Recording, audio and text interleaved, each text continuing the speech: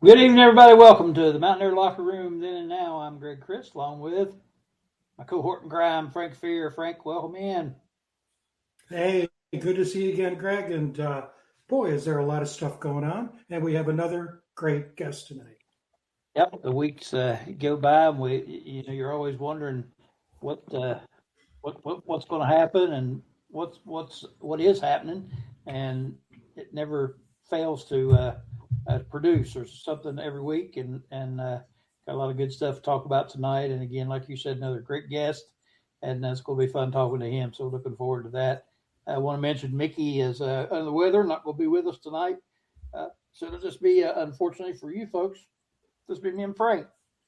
And I know it'll be tough to bear, but we'll get you through it. So anyway, we got some news about the Mountaineer men's basketball team, and of course, um, great news for the women, and then some other things going on as well. But um, Frank, we had talked about, and Mickey predicted that this CBC tournament would be something nice to get into, and lo and behold, here we are going to the CBC tournament.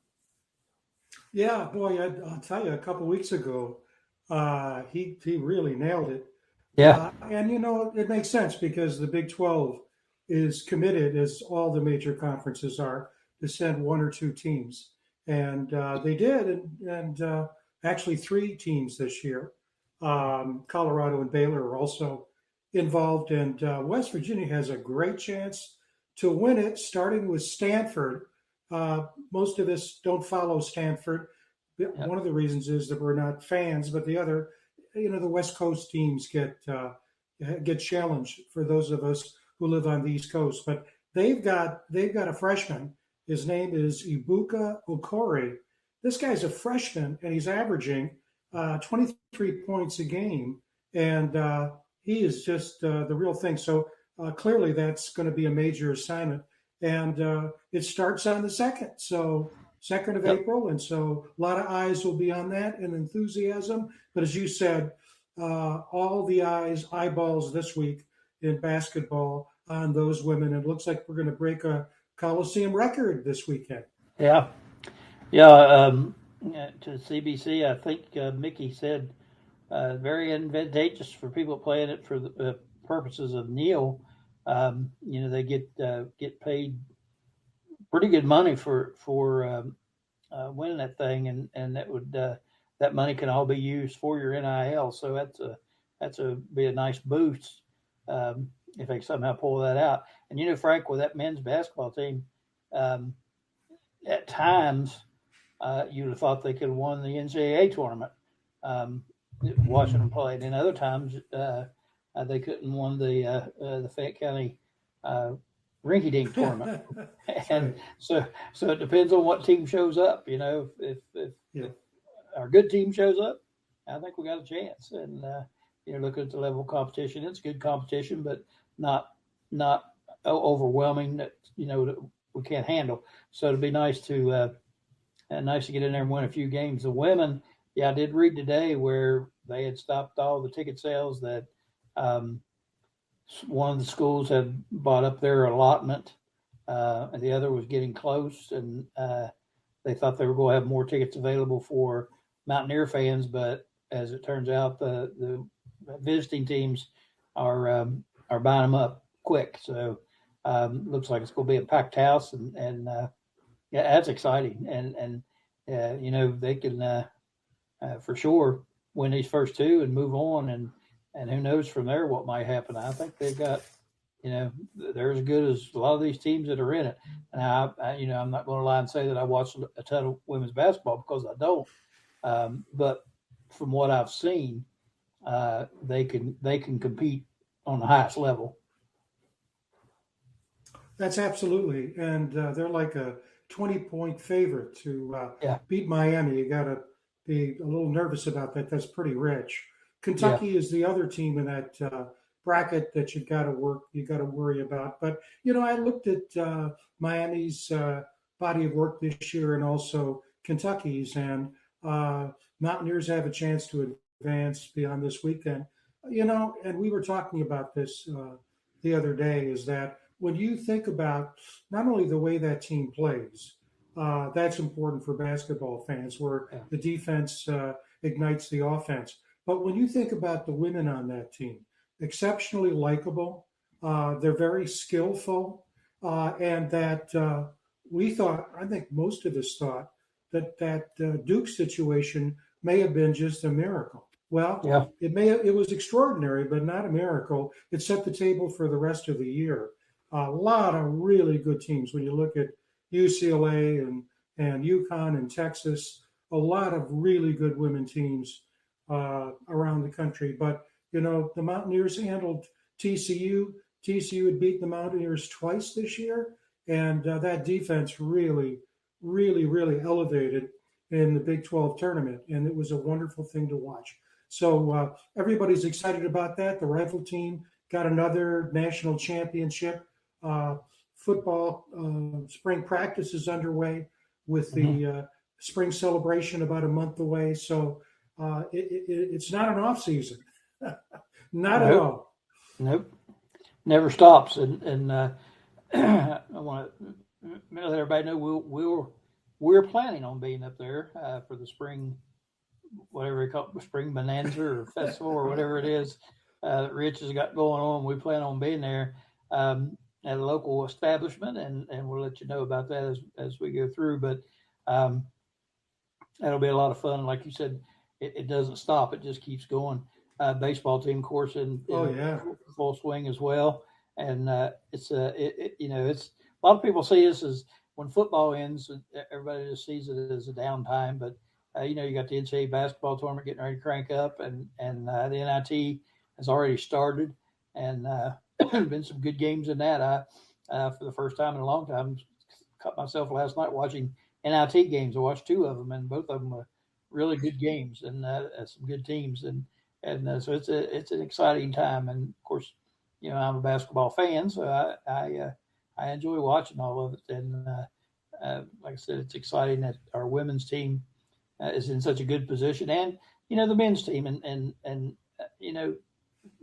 that men's team, I think, going back to them again, is they kind of overachieved. I felt like with a new coach coming in again, a whole rebuild again, putting together a team, and to be able to compete and play like they did for most of the time in the Big 12 was impressive, and I think it's a nice reward for them to get to play, after the regular season ends. So exciting times. Mm, it is. And I was just thinking the other day, if you read Facebook, the standard protocol is, yeah, the Mountaineers will disappoint, and I always get upset at that. But when you look at the reality of it all, the baseball team won the regular season Big 12 title last year. Had a great postseason, beating Clemson to advance in the baseball, and the women won the Big 12 basketball tournament this year. So we're not only competitive, and of course the rifle team won the national championship. We're getting crowned, and so that's really great for Mountaineer fans everywhere. And the truth be known, they are everywhere, which is I always enjoy meeting people on the road. By the way, you mentioned that we'll have an announcement soon about being able to be up at Morgantown on April 18th. We're working out the details to do a remote there. But I got some great news the other day. I couldn't quite hear the guy on the other end of the phone, but he said, "I hear you're coming to do a remote," and he's either going to have Nil for us, or we're going to meet a guy named Neil. I can't. I've got to call him back to see what it is. But if it's a Nil, God, we're part of this now. That's Yeah, exciting. yeah. Well, my guess is it's probably Neil Johnson, the used car salesman across the street. But but I'll take anything. Hey, a Anything I can free come up beer, with. just a free Yeah, beer. That's all there we you go. want. There Well, you go. let's bring our guest who Absolutely. didn't have nil back in the day. Oh Not NIL, nothing. no, he had Unfortunately, neither kind of Neil. And of yeah, course, that's Scott right. Jerkos, who we're talking about. So, Darren, if you want to bring Scott in, and get moving with him. There he is. Hello, Scott. Great linebacker, great football player at WVU in the early 2000s. Um, a lot of people probably don't recall is the excellent special teams player he was. And then not only was he a fantastic linebacker, but he was a great special teams player. So important. And Scott, welcome in. I appreciate you taking some time to join us this evening. Welcome. Good evening, and thanks for allowing me to be a part of this. It's always exciting to reminisce on some of the old times. Well, speaking of old times, I got to ask you this right off the bat. I'm curious to know if playing basketball for Stick Parsons elevated your athleticism and made you decide to play football instead of basketball. I always tell people playing high school basketball for Coach P was one of the most fun times of my life. It was very fun, very entertaining. Yeah, I'm sure it was. He's a friend of ours, and my family's and great sense of humor and good basketball coach too. So, but I knew you'd played for him, so I had to. My brother mentioned it, and I had to throw that in. But yeah, we miss Stick being around. We miss his sense of humor, that's for sure. Tell us, you were there in Morgantown. Was there ever any doubt that you were going to go to WVU? Talk about your recruiting, your time there in high school, and then your recruitment to WVU. How did all that play out?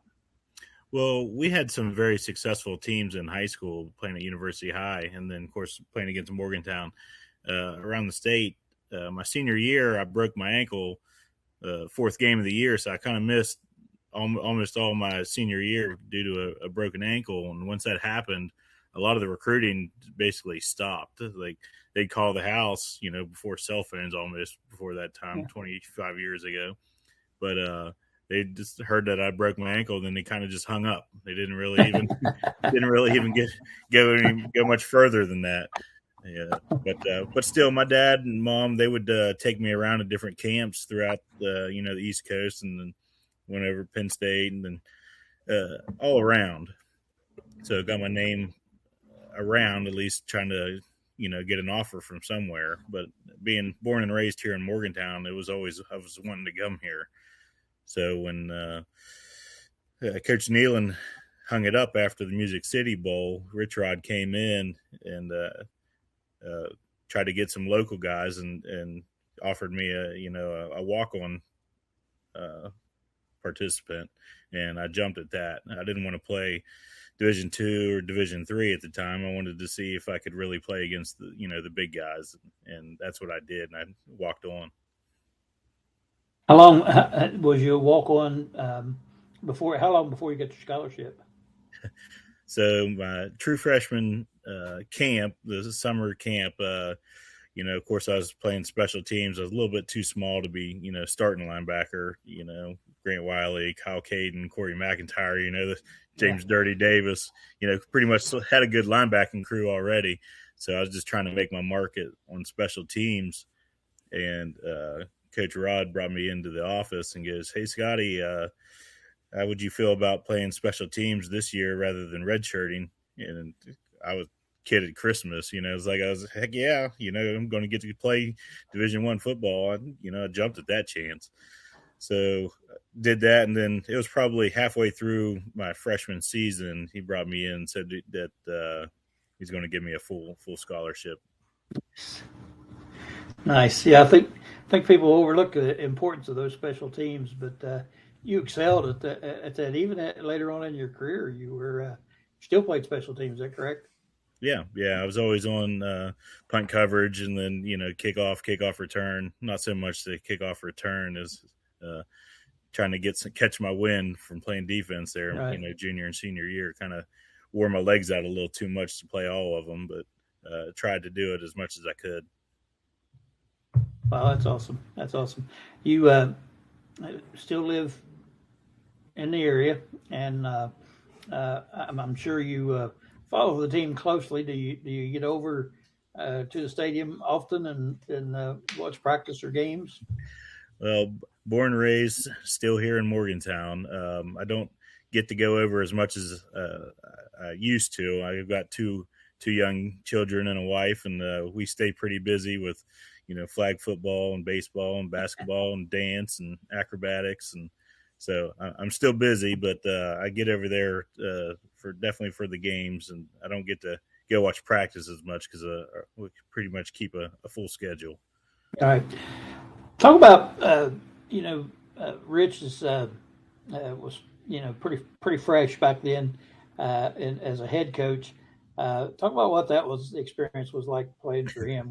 We've talked to several people about it. Of course, depends on what stage of his career he was in. I think is what kind of answer we get. But talk about what it was like playing for Rich, and like I said, he was pretty loose on the sideline back in those days. I don't think that's changed a whole lot. It's the word's intense. Okay, Yeah. He brought it in, and then play like your couch is on fire, play like your hair's on fire. It was balls to the walls. You weren't resting during practice. You were running in between drills. You definitely had to be in shape, and you definitely had to love football. I'll tell you that. Did you guys, like I said, he just came in, and I don't know how much a defensive player would pay attention to, like the offensive stuff, but did you see him as an innovator, somebody that had brought something new to the game? Well, yeah, he brought the read option in college was really tough. And of course, you got Rasheed Marshall, Pat White, those guys that were practicing against every day. So you saw it firsthand more than anybody else. And it was kind of culture shock when you got into games and had to play against that speed. And when you don't take reps with that, it led to a lot of success and earlier in our, West Virginia, his career. I know, the start was a little rocky, but after that, the season's kind of turned around a little bit. Talk a little bit about your memories of those later seasons.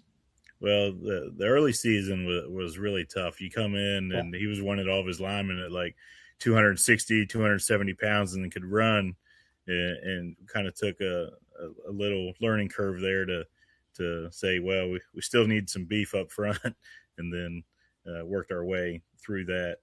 But the later seasons was some of the most fun times of my life. I mean, playing sports, that is. A lot of success, a lot of guys that came in that really wanted to win, that really hated to lose, and would do anything to win.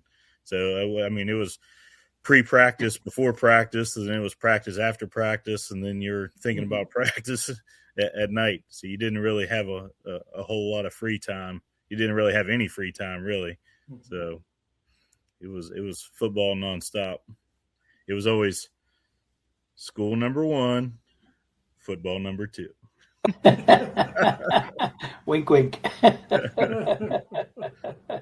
That's awesome. So you're still in Morgantown now. What do you do? What do you do up in Morgantown? So I'm a project manager for a general contractor, March Westing Company. We're build a lot of commercial stuff all around the state and into Pennsylvania and Maryland and even in Delaware. So we're got a good reputation. And if you ever need anything built, give us a call. We can do it for you. If I'm not mistaken, I think you guys might have put our place together up there at it was the old Ramada Inn up on the hill on Scott Avenue. I think you guys are the ones that renovated that for us. Yeah, the Hazel's House of Hope and all that stuff. And we'd recently won another large project that's coming up that I can't really talk about yet, but will be soon. Oh, that's awesome. Frank, you want to jump in? I'm just going to chime in. I had a chance to look at the website. Very impressive, both in terms of philosophy and practice. For those younger fans who may not be as familiar, Scott, you were there in the early 2000s.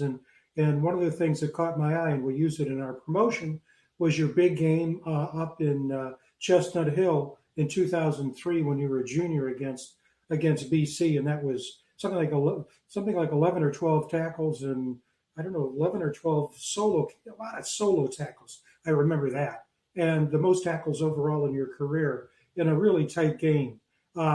Really, really tight game. But the thing that struck me, and I want to ask you about this, you guys were a top 20 team in 2002. A lot of excitement. And then you go into the 2003 season, and you were 1-4. And, a lot of teams would just fold it. You talked about guys that hated to lose. Well, you went on a 7-game winning streak. Ended the season at 8-5 after you started 1-4, and beat a lot of good teams in that winning streak. Beat Pitt, beat Syracuse, beat Boston College, Virginia Tech. Your thoughts about that game up in Boston College, or anything else about that turnaround? Because it really was a stunning turnaround after a bad start, and to go on a 7-game scheme. Well, the one thing I remember most about the BC game was they had the left tackle. He had to have been almost 7 feet tall. He's like 6'10". He was like almost 400 pounds. And I just remember his arms were twice as long as mine. So I was like, I couldn't get anything around the edge on him.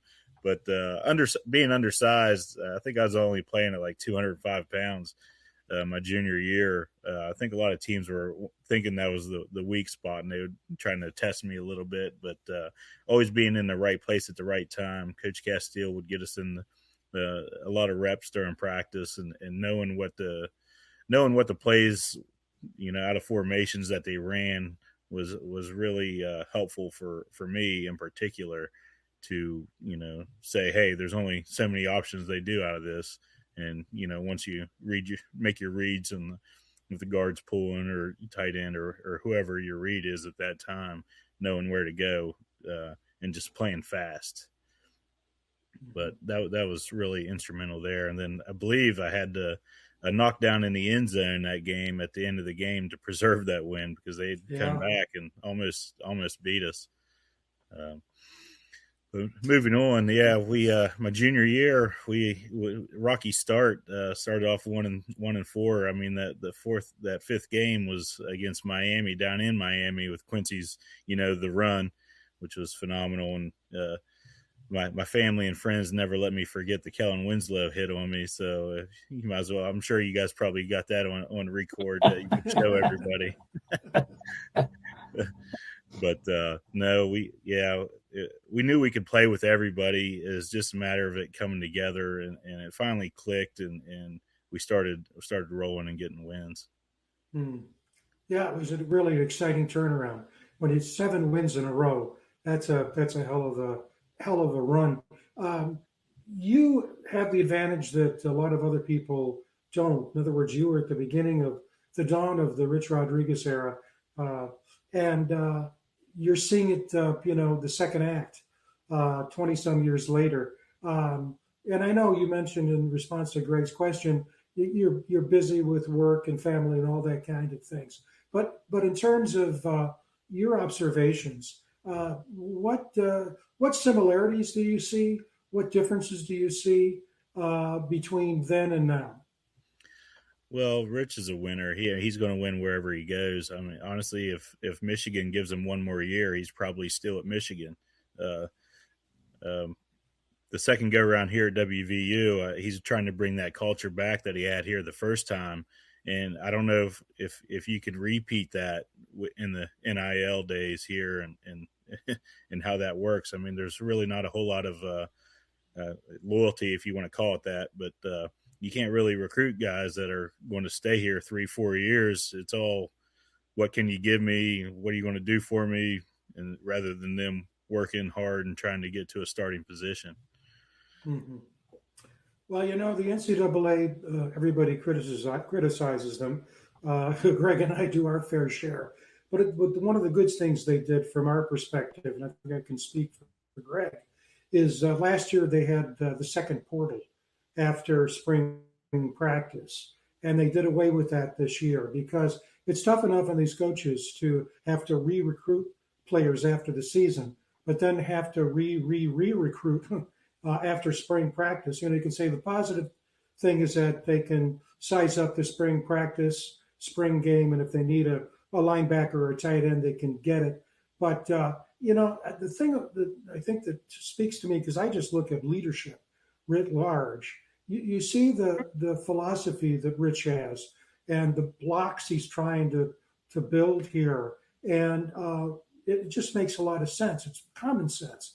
He doesn't. He wants to have a senior class that's between 20 and 25 players, and he doesn't want to lose players. He wants to do everything he can once he recruits a player to keep that player, which means the nil has to be there. He's going to lose some, but he also said that he shifted his focus from heavy portal the first year to a more balanced approach this year. And next year, it'll be even more heavily toward high school, with the junior colleges playing an important role in terms of getting guys with experience, not just with potential at the collegiate level. And so, he knows the business. He's a winner, smart as all get out. So the thing on the flip side is, and you may have read this, Skylar Callahan had an article about it. I think it was FanDuel, came out, and the sort of the betting line is no more than six wins this year. That seems, I know the Big 12 stuff. That seems light to me. I know prediction is the toughest thing in the world, and I'm not asking you to predict, but it just seems 6 wins is pretty light. I would agree. I mean, if you look at what he's trying to do here and create that culture of the hard edge mentality that we had back in the day, it's hard to do that with freshmen and high school kids. I mean, look at Indiana's team from last year. I think their average age was 22 years old. I mean, you're almost grown men, people that could have been playing 2 years in the NFL that are still playing college against roughly 18-year-olds like I was my true freshman year. So it's difficult in that aspect. But I mean, I know Mountaineer Nation has a great NIL and the Country Roads Trust moving forward. So that's going to help them a lot. And then all the different facility upgrades that West Virginia has done. It's really a state-of-the-art facility. I took my wife and kids there last summer when Rich brought all the guys back, and it's truly remarkable especially from when I was there, 20 years ago to now. It's like, my goodness, I wouldn't have to leave this facility at all unless to go to class. But they got everything. It is, yeah, very impressive. One last question before we kick it back to Greg, but you and I talked on the phone. Your brother, you made your name in football. Your brother made his name in baseball. Talk a bit about him, and he had a great career in Morgantown. Yeah, it all goes to, and I always throw in my older brother, Randy, as well. We always grew up playing all 3 sports, football, basketball, baseball. I gravitated towards football.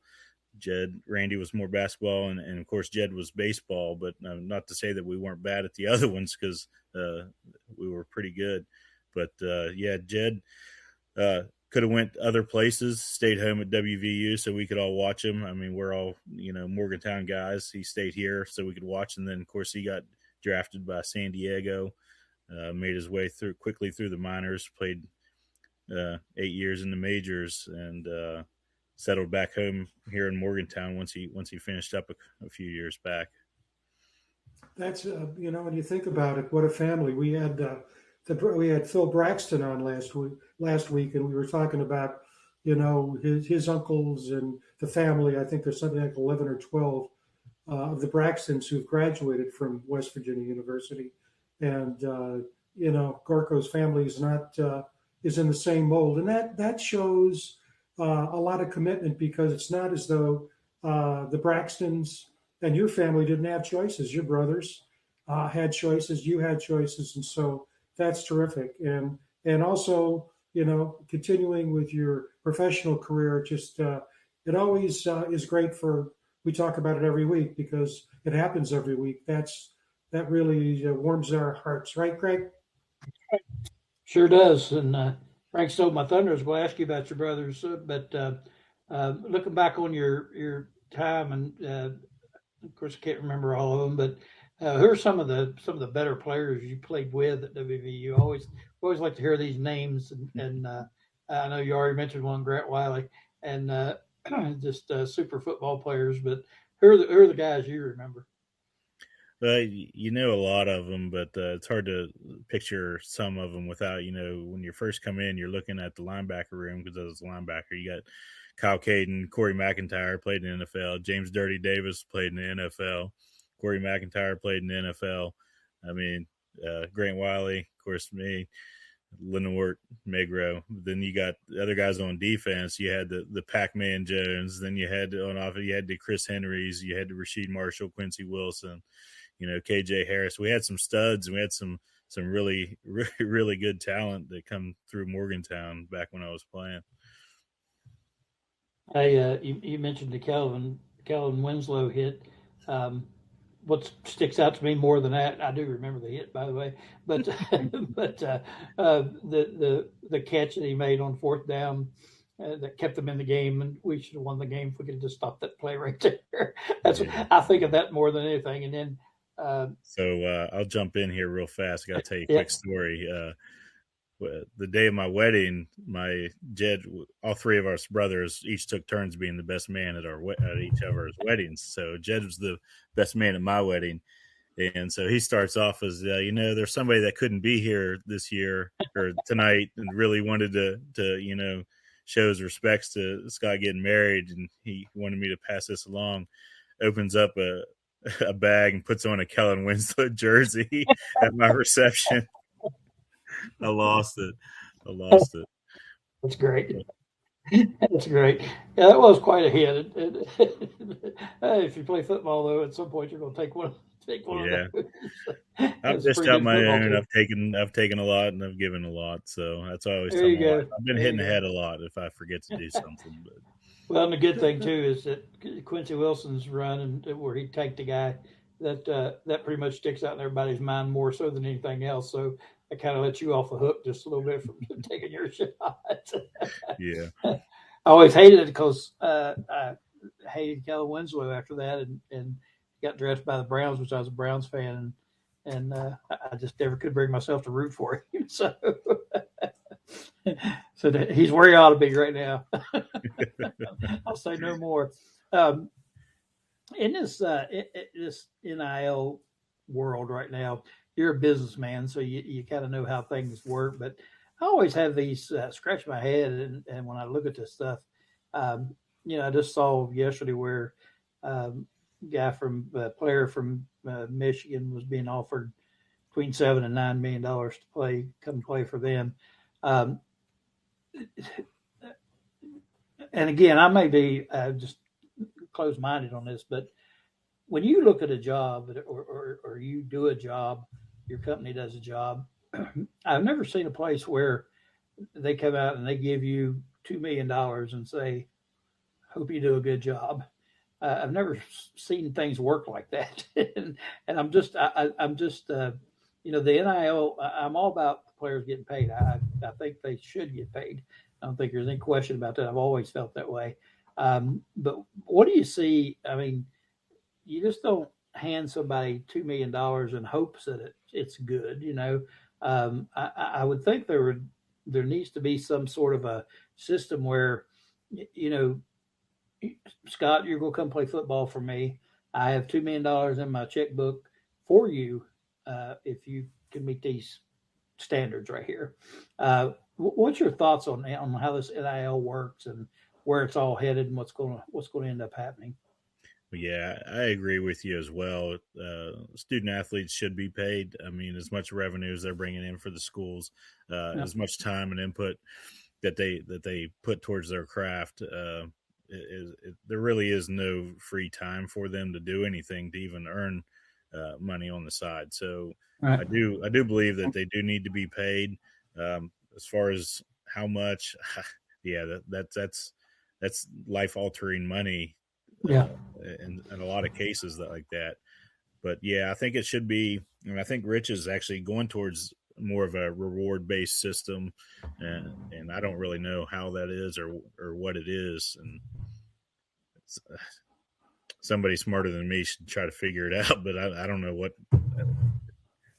the correct answer there is. Yeah. Well, in NFL, even with the contracts that, not just NFL, but pro sports, they're always incentive laden. I mean, all of them have incentives in them. I mean, they get big money guaranteed, but those guys are proven players, and it just always amazed me that you go and you hand a 18, 19, 20-year-old kid, $2 or $3 million and hope that he performs. Just seems like kind of a risky business and doesn't seem sustainable to me. Well, it's a year-to-year basis. Even I could Yeah, understand, like, even if they get hurt, they're still getting paid. Even if they switch yeah, schools, they're still getting paid. That's the part that really irks a lot of people. That I mean, Troy Aikman even did that over there, and he got burnt. Uh, a lot of people are trying to guard their pocketbooks now and aren't going to open them up as much. I think moving forward, just until something happens to where there is some loyalty towards the school, towards their commitment that they're giving you.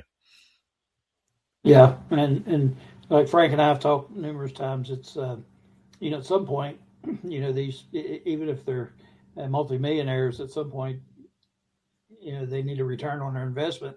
And I don't know that having input on who the next coach is going to be is worth, all those millions out of their pockets. I have a hard time believing that's again sustainable, and just makes you wonder, where all this is headed.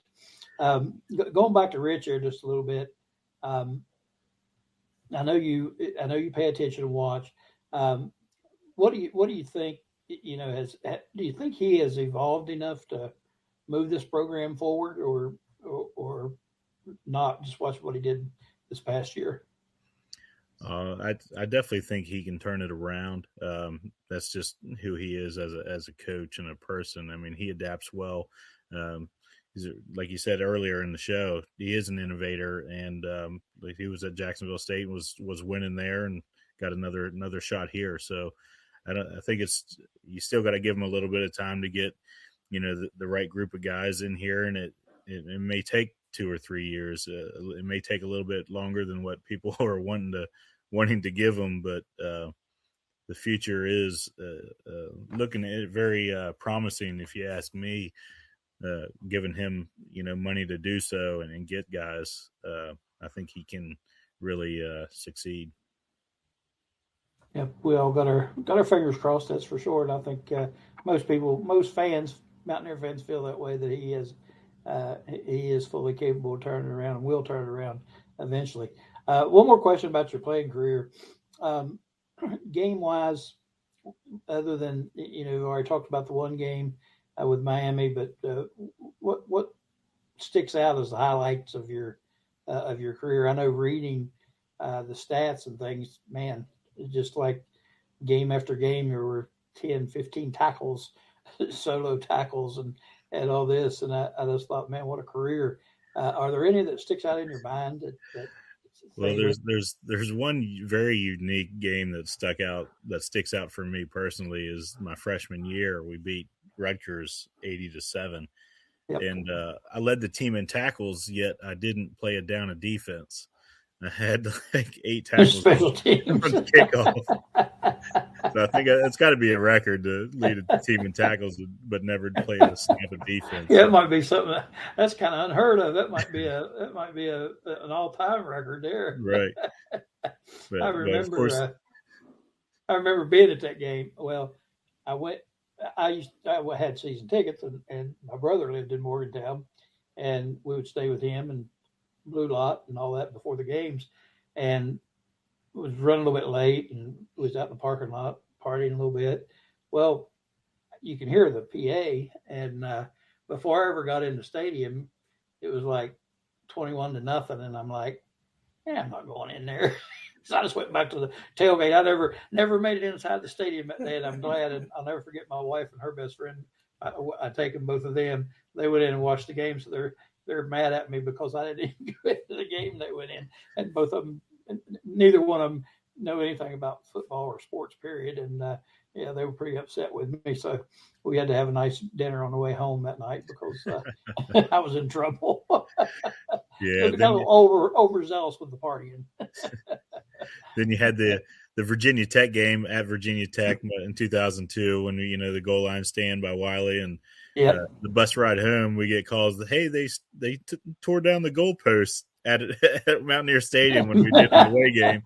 So that was always funny story to tell people. And then of course the next year when they came in nationally ranked and we beat them 35-7 or yeah.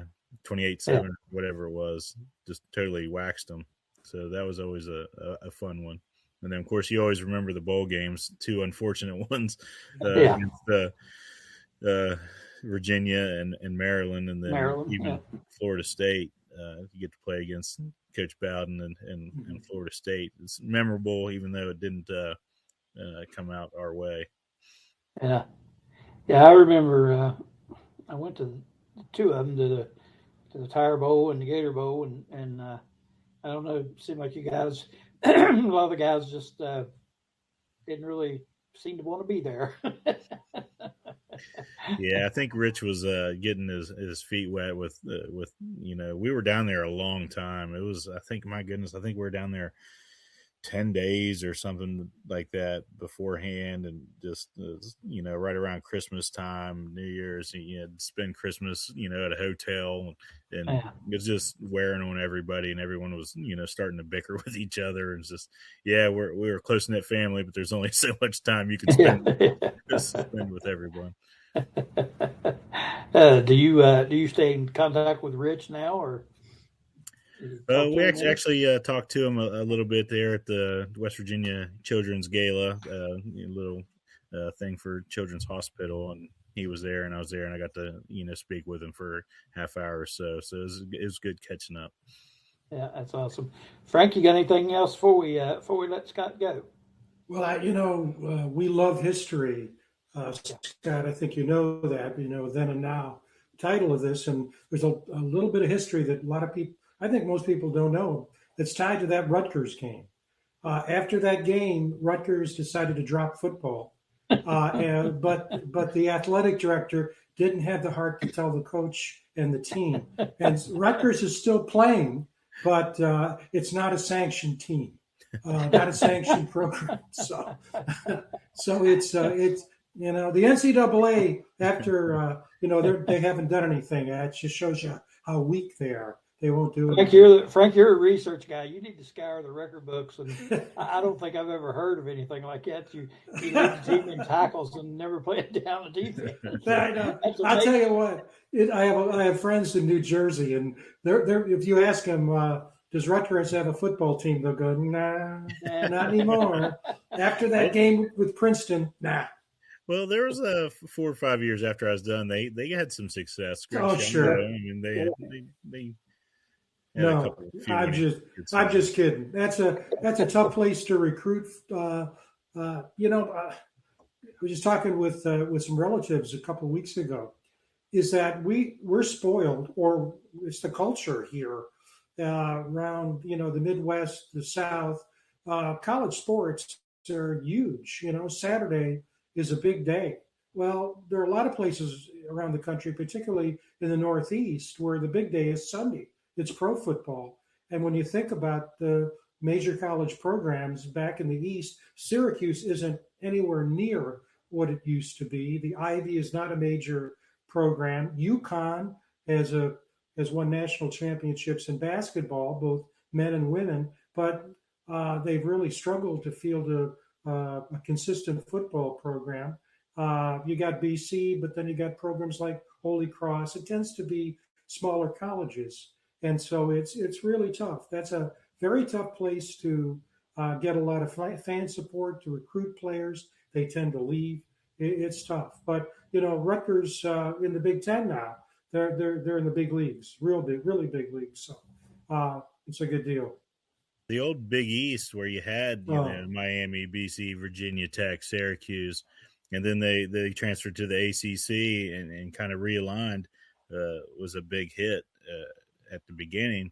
And I can't believe that during COVID they had the greatest opportunity in college football history to realign everyone, because everyone was home, to redo, within a bus drive conference. I mean, they had the teams and had the greatest opportunity in the world to do that, and they did nothing. The NCAA has just kind of completely dropped the ball in every aspect of NIL realignment.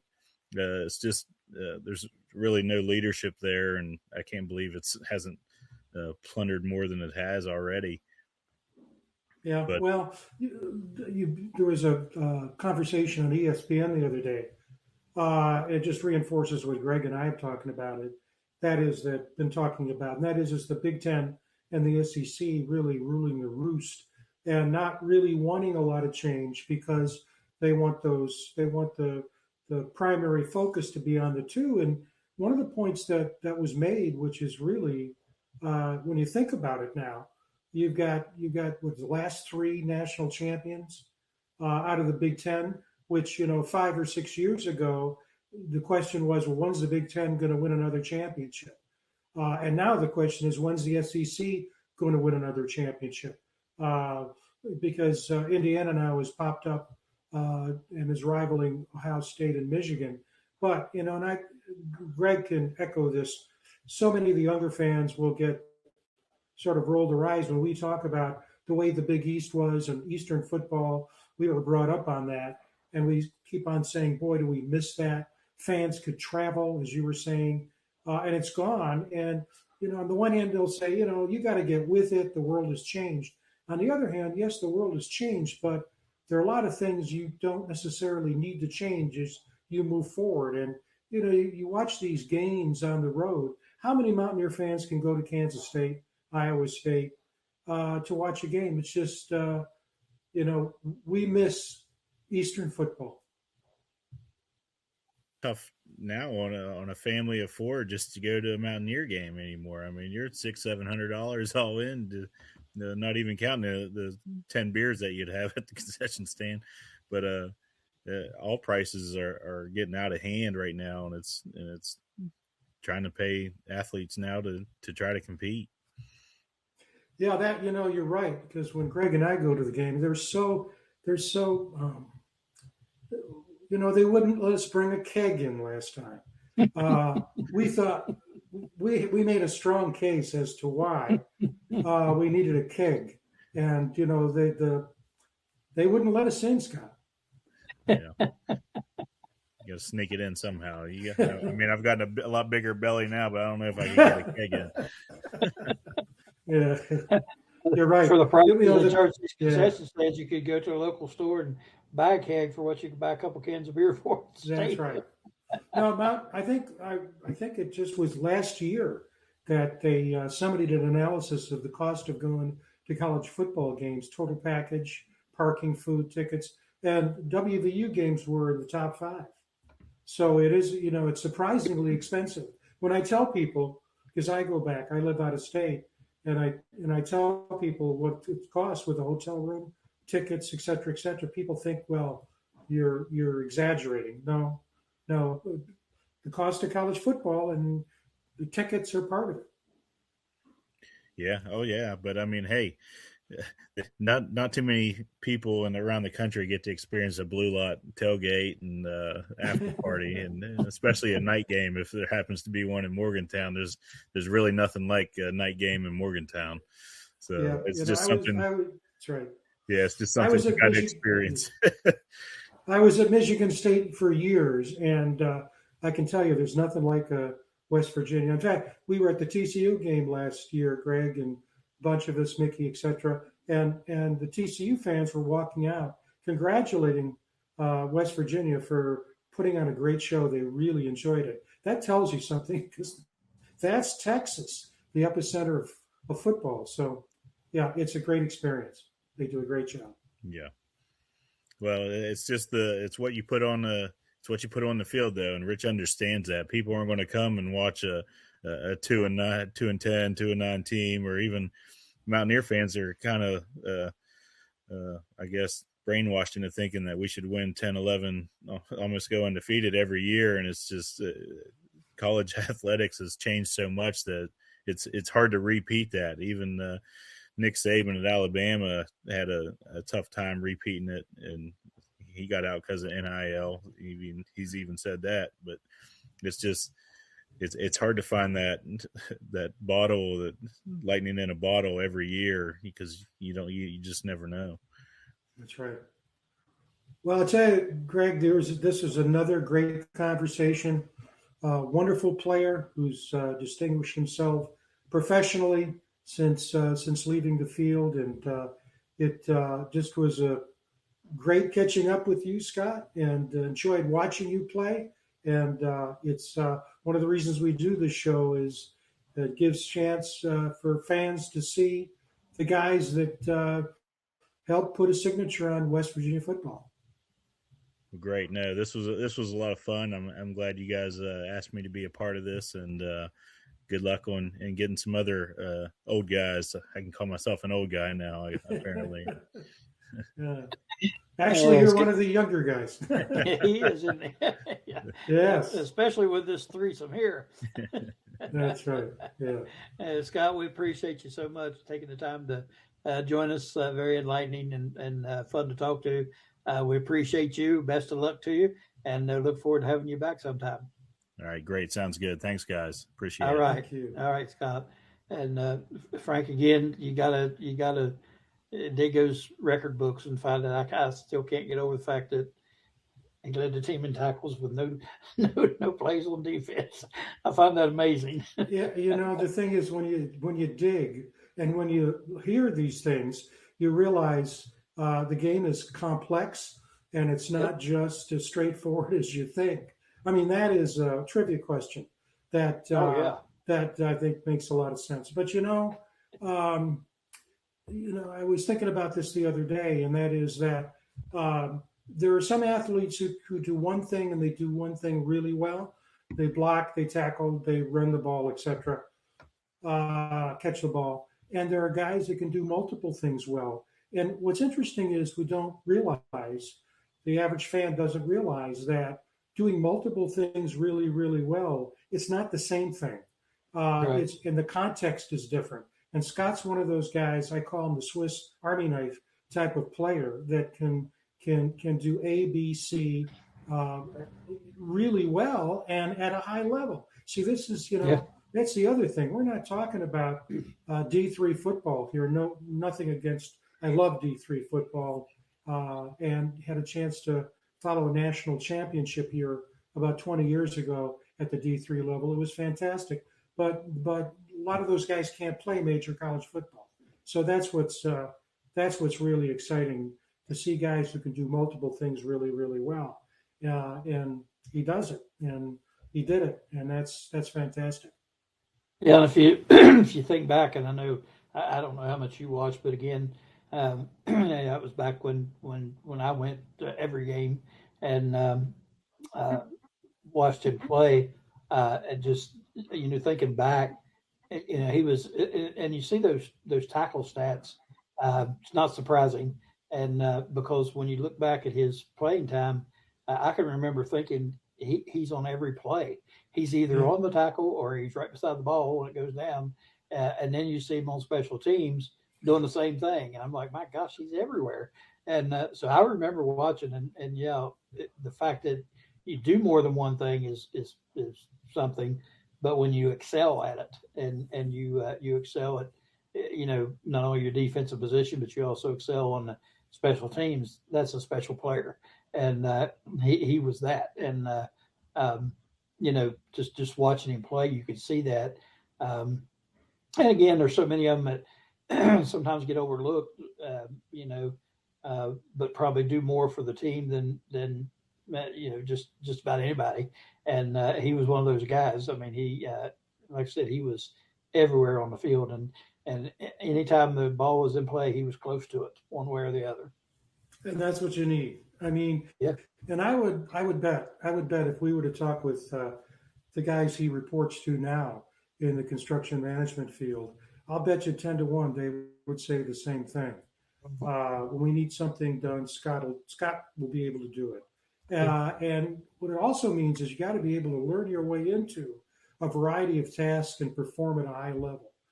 It's not just a willingness, although obviously that's very important. You got to be able to deliver, and that's a great talent. That's a great talent, and teams need it. And it gets lost these days because there's so much specialization in all sports. Boy, I'll tell you that this was great, just great. Especially, I hope we have a number of people who watch tonight or will watch in the archive tonight that may not have known much about him, maybe didn't remember the name, or did remember, do remember him, and then learn what he's been up to since, and more about the experiences he had when he played. Just fantastic. But Yeah, and yeah, you wow. know, we talk about the successes afterwards. You mentioned his company, March Wesson, very reputable, very well known, um, up in the northern part, and it, that it's another exceptional mountaineer that has gone on to success afterwards, and we talk about that every week about these guys that played at WVU and what they've been doing since then. Again, he's no exception, and a great story and fun to talk to. Yeah, and being in Morgantown, that's so exciting. Boy, that town, I hope, is going to be hopping this weekend. Certainly with the women's game later on. Yeah, But I was looking at the weather forecast. Uh, a lot of people may not know that the Brigham Young series in baseball this weekend is a Thursday, Friday, Saturday, not a Friday, Saturday, and Sunday. And the Penn State game that was supposed to be played in Morgantown on Tuesday was canceled because of the weather. And on, I think, I've got it down here, and I have to look at my notes. Yeah, Friday looks like it might be rain. My guess is my right. prediction on baseball, and they've got to be very careful here because of the basketball game too. I really don't see them playing 3 games in consecutive days. My guess is um, it will be it's they may have to do a double header because they want to get in all 3 games, and yet I don't know. Yeah, We'll just see. We'll see if they can get the Thursday game in. That's supposed to be 52. That's at 6:30 at night. Friday yeah, night 6:30 and 1 p.m. Saturday. I'll bet you there'll be a change in schedule to fit the basketball game and the weather. The other thing, Greg, is that we didn't talk about this before. With that loss to Columbia, they lost 1 of 3. They dropped out of the top 20, but taking 2 out of 3 from Baylor down in Waco, and they almost came back and won the first one. They had a home run in the ninth, but fell 1 run short. But they took 2 out of 3. The Mountaineers are now ranked 20th in this week's D1 baseball rankings, and that's great. BYU is 10-9. I looked at their schedule. They played mostly mid majors. I think Washington State is the only major they played other than Cincinnati in the league. But they have the goods. They could easily sweep BYU, and it would be really sweet if they could do that. And then the women win 2 games over the weekend. Actually, starting on when's the game? It's Saturday, isn't it? The game Saturday. again? Yeah. Yeah, Saturday, Monday. So Yeah. Keep our fingers crossed. Yep. Yeah, I would. I'd hate to be up there if they're having a baseball game and shortly thereafter the women's basketball game is sold out. That place will be a mess. And, it's not That's the right. easiest place to get in and out of on game day anyway. But yeah, That's right. the men's baseball team. I've noticed a little trend with them. They seem to let down a little bit against some of these.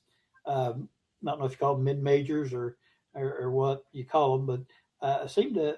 And then they wake up and take care of business. But they've lost a couple of games to teams you wouldn't think they would lose to or That's right. shouldn't lose to, and they need to get that rectified. But that baseball team is pretty good, and I think they're going to be just fine. So, That's right. but yeah, I would guess there would be some alterations to the schedule. I don't think they want that mess on their hands, but again, That's they want right. to get the games in. So I see Darren says he's going. Yeah, he's going to going. be there Saturday. Yeah.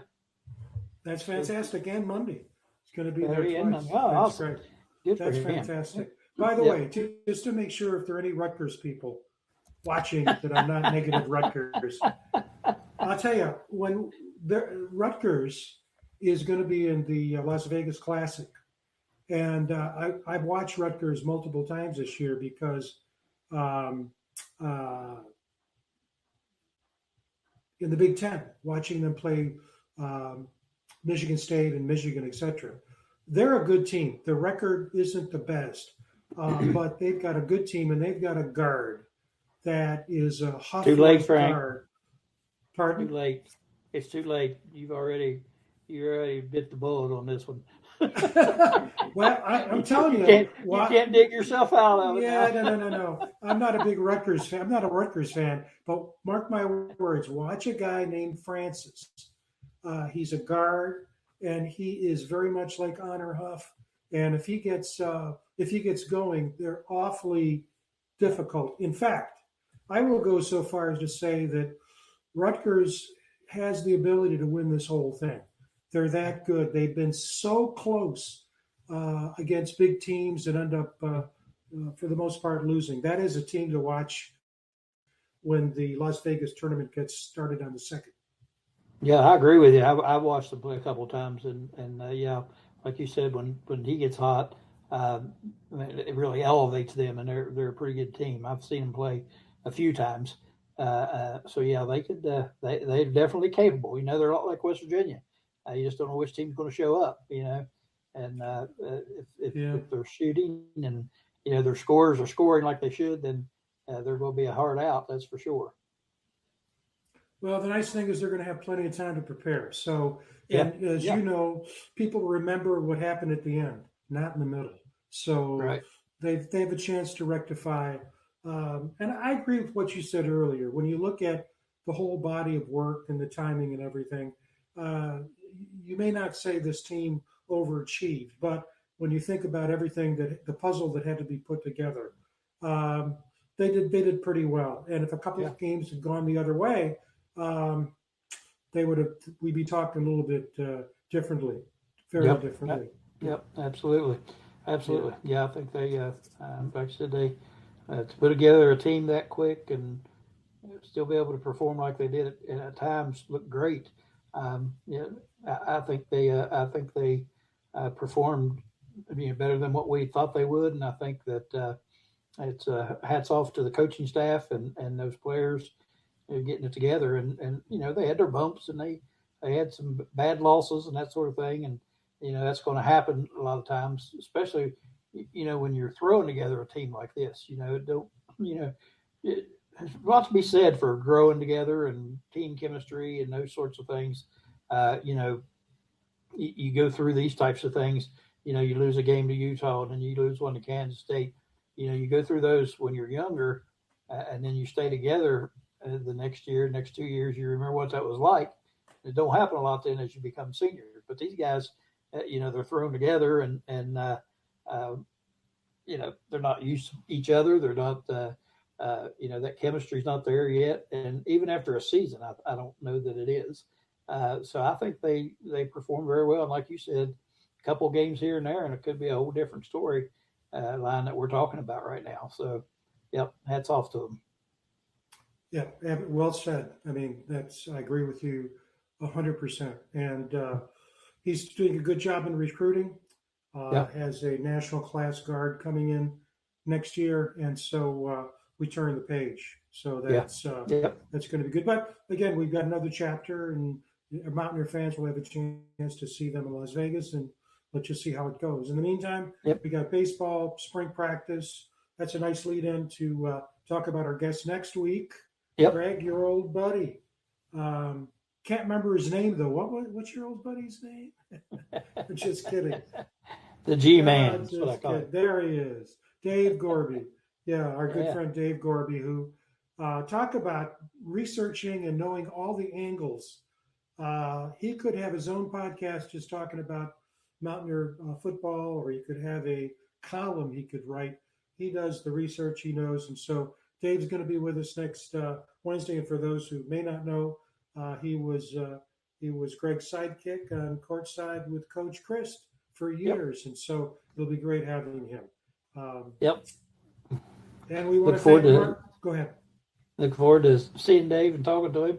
Don't get to talk to him as much as I used to, so I look forward to that. That'll be a lot of fun. And if anybody knows about recruits and portals and that sort of thing, it's him. He knows it. That's So, right.